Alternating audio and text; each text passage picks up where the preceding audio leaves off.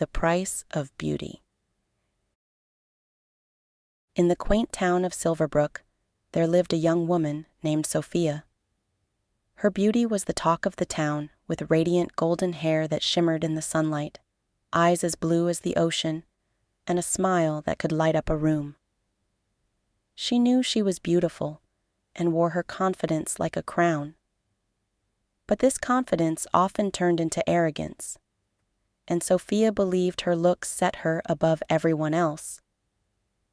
Sophia's days were spent basking in admiration, striding through the cobblestone streets of Silverbrook in her fine dresses, turning heads wherever she went. Yet, for all the compliments she received, she gave none in return. Instead, she would mock others for their imperfections. "Look at her," Sophia said one afternoon to her friend, pointing to a young woman with freckles.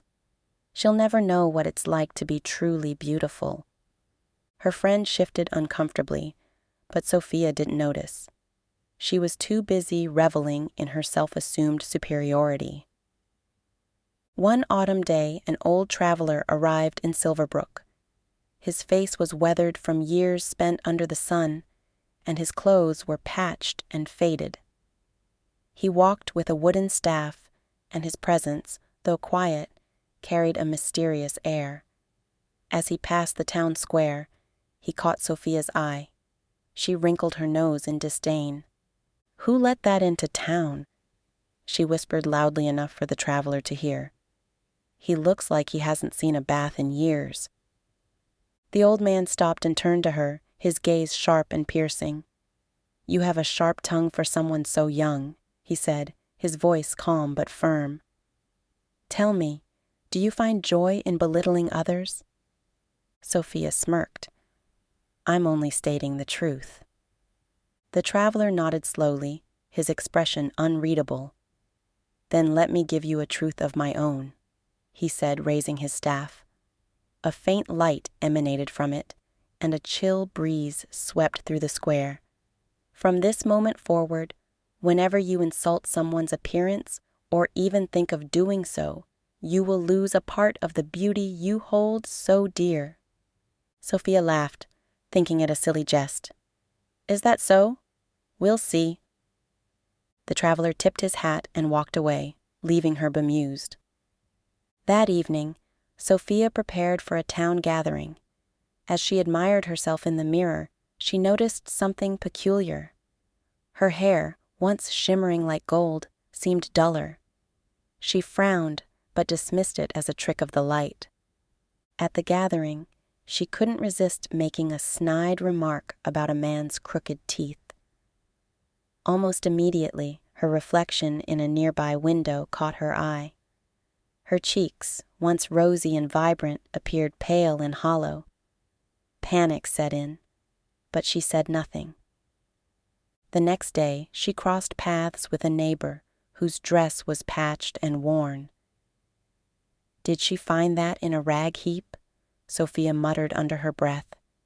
Instantly, her lips lost their fullness, and fine lines etched themselves around her mouth.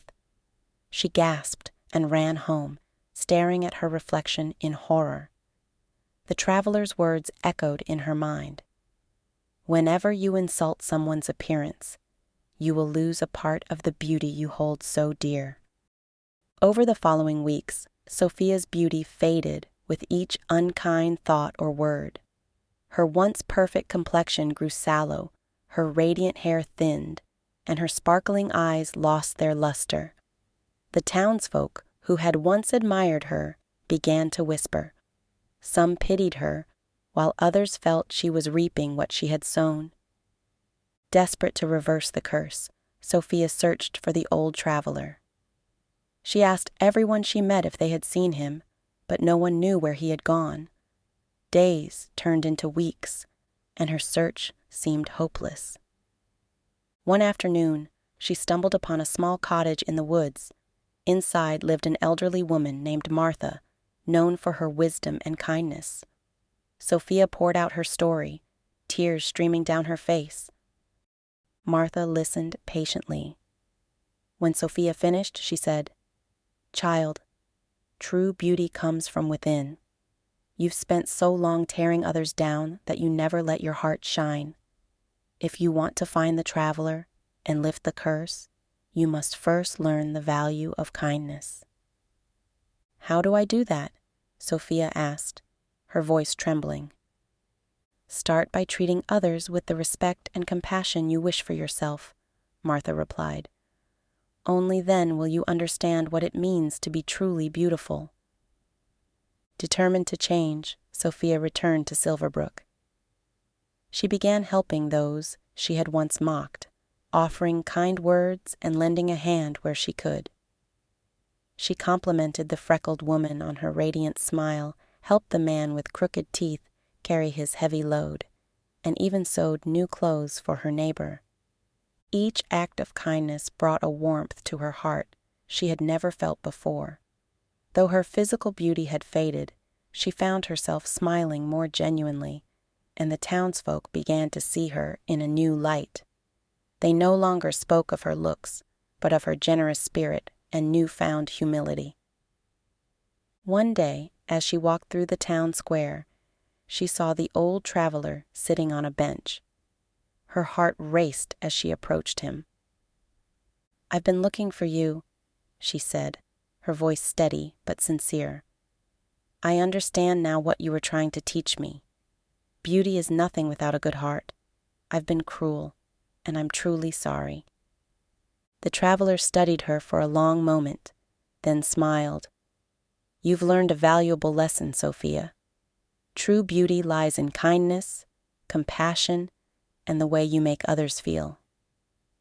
He tapped his staff on the ground, and a soft light surrounded her. When it faded, Sophia's reflection in a nearby window caught her eye.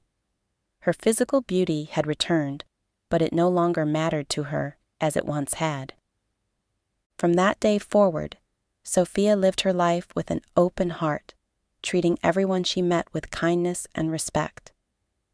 And though her beauty remained, it was her goodness that made her truly shine. And that's the end of the story. Hope you learned something new. Thanks for watching.